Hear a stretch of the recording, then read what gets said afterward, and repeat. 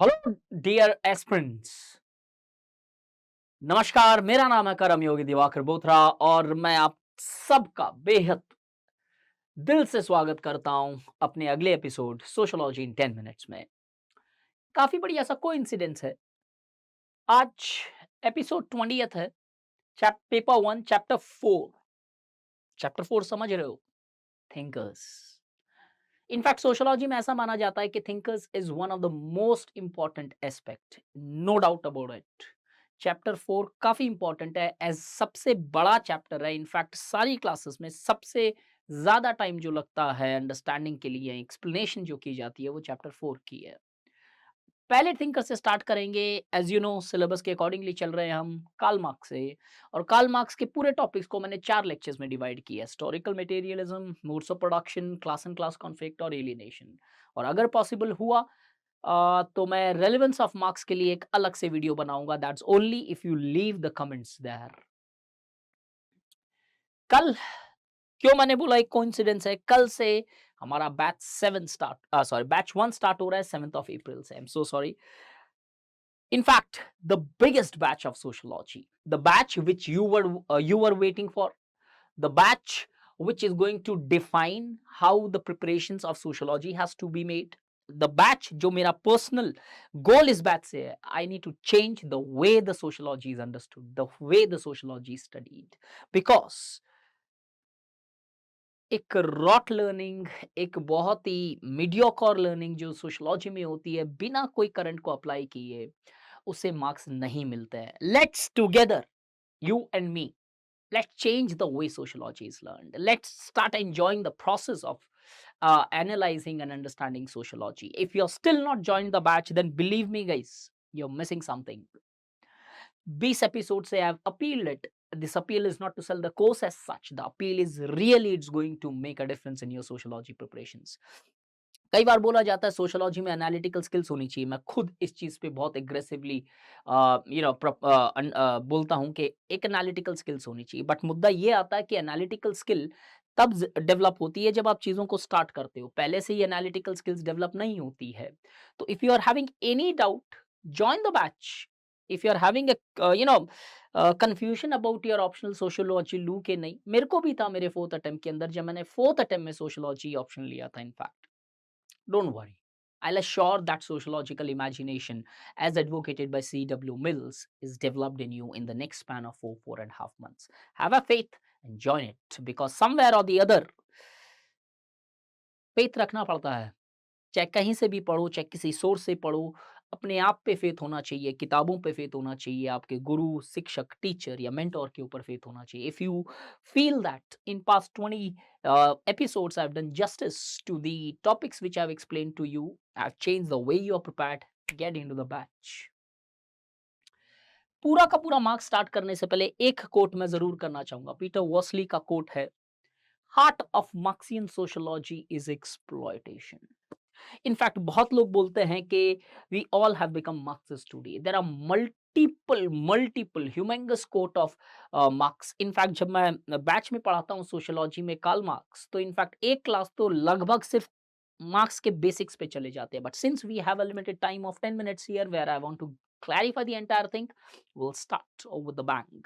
Historical materialism पहला topic है जो हम करेंगे। इसके लिए पहले हमें जाननी है हिस्ट्री पहले कैसे पढ़ी गई थी मार्क्स से, फिर हेगल आते हैं और फ्यूबर्क आते हैं। उसके बाद में मार्क्स का हिस्ट्री का क्या अंडरस्टैंडिंग था, जो उनकी थियरी हिस्टोरिकल मटेरियलिज्म में दिखाई देगी। अगर हम देखें हेगल से पहले जो हिस्ट्री थी, एक just a brief idea, the scholars such as August Comte, Herbert Spencer, and others started analyzing history. They studied history. August Comte gave his theory of evolution of society, where he highlighted theological, metaphysical, और positive stage के basis के ऊपर society evolve करती है and becomes more and more rational. As with the changing of those rational ideas, the society becomes pragmatically rational. Myths खत्म हो जाती है सोसाइटी में। लेकिन ये सारी हिस्ट्रीज, एक क्रिटिसिज्म आता है इनका कि एक आर्म चेयर फिलोसफीज या आर्म चेयर थियरीज थी। उन्होंने कोई तत्व, कोई एम्पेरिकल एविडेंसेस नहीं दिए थे जिसके बेसिस पे ये हिस्ट्री चेंज हो सकती है। And because of that we often see that कि कहीं ना कहीं the understanding of the previous scholars as far as the history is concerned, that was not pragmatic, that was not based on facts. Hegel आते हैं picture के अंदर। In fact Lenin ने ये बोला है कि Without understanding Hegel, you cannot understand Marx. I hope this is not true because Hegel is one of the very difficult philosophers as such, but I'll make sure आपको नहीं लगे वो। हेगल ने कॉन्सेप्ट दिया डायलेक्टिक्स का। Dialectics का concept अगर originally start करें तो सॉक्रेट और प्लेटो ने भी डिस्कस किया, बट उनका डिस्कशन डायलेक्टिक्स पे कुछ अलग पहलू पे था, where they equated dialectics with the discussions. Hegel give the concept of dialectics, and dialectics in the Hegelian writing means contradictions, कि कॉन्ट्रडिक्शन सोसाइटी में एक साथ एग्जिस्ट करते रहेंगे। और ये कॉन्ट्रडिक्शन जब एक साथ एग्जिस्ट करता है तो एक फ्रिक्शन होता है इनके अंदर, एक कॉन्फ्लिक्ट होती है इनके अंदर, और इस कॉन्ट्रडिक्शन से चेंजेस आती है। And this dialectics is explained in his law thesis, antithesis and synthesis. Thesis जो well defined and accepted thought होता है उस टाइम का, एंटीथीसिस उसका एक काउंटर थॉट डेवलप होता है, इन दोनों के बीच में कॉन्फ्लिक्ट होती है और उसका एक नया फॉर्म आता है सिंथेसिस, जहां पे एक हायर लेवल चेंज होती है। Is a combination sort of both the aspects. For example से सिंप्लीफाई करूं इसे तो इजीली समझ में आएगा। थीसिस ये हुआ करती थी that the womens largely were only restricted to the private spheres. Sati, dowry, triple talaq and various ऐसी प्रैक्टिसेस डिफरेंट स्पीयर्स के अंदर मौजूद थी। एक एंटीथीसिस आया, मॉडर्न वेस्टर्न एजुकेशन आया, scholar such as Raja Ram Mohan Roy, Ishwar Chand Vidyasagar and others, Swami Dayanand Saraswati, all those people gives the alternative thought कि इन सारे बिलीफ सिस्टम्स को चेंज करना है। अनटचेबिलिटी जैसी प्रैक्टिस के खिलाफ Gandhi ji, B R Ambedkar sir, everybody was standing. तो एक कॉन्ट्रडिक्शन डेवलप हुआ। एक वेल एक्सेप्टेड थॉट अनटचेबिलिटी है, सती होना चाहिए, डॉरी होना चाहिए, एक नेगेशन आया उसका, इन दोनों के बीच में चेंजेस आई, and finally we came out to a new aspects के untouchability has been banned or sati has been banned. So this is how the history evolves as per Hegel. So therefore Hegel advocated that it is the consciousness which determines means, and this dialectics in the form of thesis, antithesis and synthesis is present at the level of ideas. जैसे जैसे ideas में contradictions आते हैं, society बदलाव होती जाती है और इसके बेसिस पे सोसाइटी इवॉल्व करती है from the stages of family, civil society and state. इसके कॉन्सेप्ट्स को मार्क्स ने आगे जाके बोरो किया, बट उस बोरोइंग से पहले एक और आदमी को जानना इंपॉर्टेंट है, फ्यूबाक। फ्यूबाक was also a young Hegelian, Marx was also a young Hegelian। young Hegelian वो लोग होते हैं जो हेगल के स्टूडेंट्स थे। फ्यूबाक ने कोई डायलेक्टिक्स पे डिस्कशन नहीं किया। फ्यूबाक rejected the idealistic understanding of Hegel. फ्यूबाक बोलता है कि no, it's not ideas which are real, it is actually the materialism, that is materials which are having its own independent real existence. So Feuerbach gave the concepts of materialistic aspects, that material is real, ideas are not real, ideas are largely short-lived, material is something which is existing। अब आगे आते हैं scene में Karl marks, जो अपनी theory देते हैं पहले dialectical materialism. What exactly is the meaning of dialectical materialism, because dialectical materialism समझने से हिस्टोरिकल मटेरियलिज्म समझ में आता है। डायलेक्टिकल मटेरियलिज्म वो है जहां पे कार्ल मार्क्स ने डायलेक्टिक्स हेगल से बोरो किया, कॉन्ट्रडिक्शन, और मटेरियलिज्म की अंडरस्टैंडिंग फ्यूबाक से बोरो की, और दोनों को कंबाइन किया तो वो बन गया डायलेक्टिकल मटेरियलिज्म। और ये होता क्या है? Dialectical materialism, according to Karl Marx, is one where the dialectics exists not at the level of ideas, it exists at the level of material, as it is the material which is real. In fact, Karl Marx बोलते हैं, consciousness does not determine being, it is the being which determines consciousness। ये बोलते हैं कि consciousness short lived होती है, और short lived consciousness में कैपेसिटीज नहीं होती है सोशल चेंज लाने की, सोसाइटी में कोई ट्रांसफॉर्मेशंस लाने की। मटेरियलिज्म इन रियलिटी में जो कॉन्ट्रडिक्शंस होंगे मटेरियलिज्म पे, तो उससे कॉन्फ्लिक्ट आती है और उसके बेसिस पे सोसाइटी चेंज होती है। टेक एन एग्जांपल, हम लोग ने बहुत सारी मूवीज देखी है, तारे जमीन पे, 3 idiots, so on and so fourth. 2-3 घंटे तक तो वो कॉन्शियसनेस रहता है कि चेंज करनी है सोसाइटी, और 5वें घंटे फिर आप टेबल पे बैठ के यूपीएससी की तैयारी करने लगते हो। That shows that consciousness is not always having the capacity to bring change, as it is short lived, your thought process change very often। इस डायलेक्टिकल मटेरियलिज्म को कार्ल मार्क्स ने अप्लाई किया हिस्ट्री को समझने के लिए। अब उन्हें लगा कि हिस्ट्री भी शायद इसी डायलेक्टिकल मटेरियलिज्म के बेसिस पे चेंज हुई है, तो थियरी बन गई हिस्टोरिकल मटेरियलिज्म। हिस्टोरिकल मटेरियलिज्म क्यों? Because it was studying history. Materialistic because materialistic basis पे हिस्ट्री पढ़ रहे थे, तो this is called as a social change theory of Karl Marx. So historical materialism refers to social change theory of Karl Marx. इसका goal क्या था? इसका गोल ये था कि कार्ल मार्क्स बोलते थे कि man makes history but not as he pleases, rather than he makes history on the basis of the circumstances which influences him।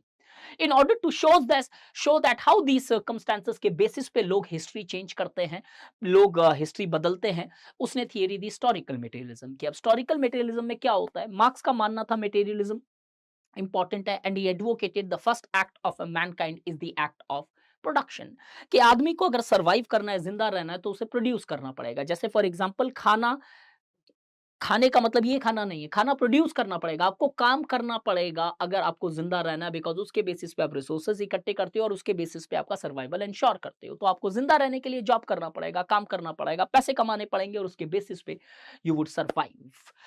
The first act of the Mankind of humans is the act of productions, और इस production को करने के लिए कुछ चीज़ें चाहिए होगी। बैठे-बैठे तो ये वीडियो बनेगा नहीं, मुझे कैमरे की ज़रूरत है, एक माइक की ज़रूरत है, एक टीवी की ज़रूरत है, कुछ सुनने वाले या फिर कुछ लोग सोशियोलॉजी ऑप्शनल वाले चाहिए।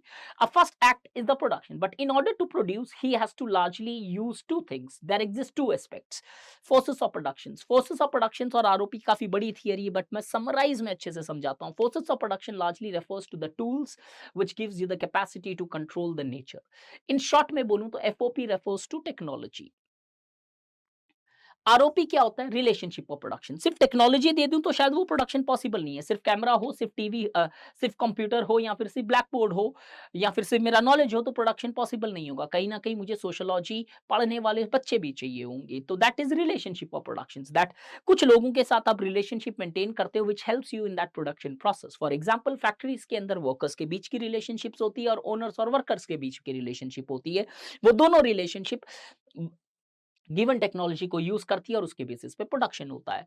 On the basis of this understanding ही divided the entire society into two basis, superstructure, infrastructure. Infrastructure largely consists of modes of productions, and this modes of production consist of these two aspects. ये mode of production को next lecture के अंदर detail में देखेंगे, because ये syllabus का part है। अब वो बोलते हैं कि ये इंफ्रास्ट्रक्चर जो बेस है, जिसे बोलते हो बेस सुपरस्ट्रक्चर थ्योरी, वही वाला पार्ट, ये इंफ्रास्ट्रक्चर में जब चेंज आता है, मटेरियलिज्म में जब चेंज आता है, सोसाइटी के हर एस्पेक्ट बदल जाएंगे। टेक एन एग्जांपल, एलपीजी के अंदर 1991 में जब हमने इकोनॉमिक पॉलिसीज चेंज की, तो सारे ढांचे बदल गए, सोशल एस्पेक्ट बदले, कल्चरल पर्सपेक्टिव्स बदले, वर्क की अंडरस्टैंडिंग बदली, formalisation, informalisation, women employment, rise of towns and cities, so on and so forth. Education systems, कैसे मैन्युफैक्चरिंग से हम आईटी स्किल्स के बेसिस पे डोमिनेट करने लगे। अब वो बोलते हैं dialectics existing at the level of FOP and ROP leads to change in MOP, and this MOP when it changes the society changes, and on the basis of this change he divided the entire history into 5 modes of productions. वो 5 modes of productions क्या है? Primitive communism, ancient modes of productions, feudal modes of productions, capitalistic modes of productions, which reaches to communistic modes of production through a transitory stage of socialization, sorry, socialism। तो ये 5 modes of productions बताए। तो अब normally क्या होता है, यहां तक आता है आपका हिस्टोरिकल मटेरियलिज्म। अब ये मोड्स ऑफ प्रोडक्शन जब हम डिटेल में डिस्कस करते हैं, तो वो बन जाता है एमओपी की थ्योरी। स्टूडेंट्स को नॉर्मली कंफ्यूजन ये हो जाता है, जब हिस्टोरिकल मटेरियलिज्म पे क्वेश्चन आता है तो एमओपीज डिटेल में लिख देते हैं, और चाहे कितने भी अच्छे एक्सप्लेन क्यों नहीं की हो, आपको मार्क्स वहां पे 20 में से 2 से ज्यादा नहीं मिलेंगे, बिकॉज जो पूछा गया था वो हिस्टोरिकल मटेरियलिज्म था कि हिस्ट्री की अंडरस्टैंडिंग क्या है, किस बेसिस पे चेंज होती है। वो बेसिक थियरी वाला पार्ट बताना था, जो मैंने अभी आपके साथ डिस्कस किया। आप जाके उसकी डिटेल लिखते हो एमओपी की, और एज अ रिजल्ट 20 में से 2 मार्क पे खड़े हो जाते हो, और वो 300 प्लस स्कोर आपके लिए काफी डिफिकल्ट हो जाता है। So Karl Marx's very big contribution towards history was that he first of all studied history scientifically. But despite this, his history has been criticized by scholars such as Cossier, Stenner, Max Weber, and others, who advocated he gives a monocausal explanations of history and only talks about economics determining the aspects of history. As in reality, we have seen that the peoples have also changed this history. Take an example of Mahatma Gandhi, Adolf Hitler, others. At the same time, the history is also the result of the change in politics. For example, हमारी politics change करती है history के 1991 के decision जो थे वो सिर्फ economics नहीं थे, वो कहीं ना कहीं एक political decision making aspects भी थे, जो Ralph Dahrendorf बोलता है।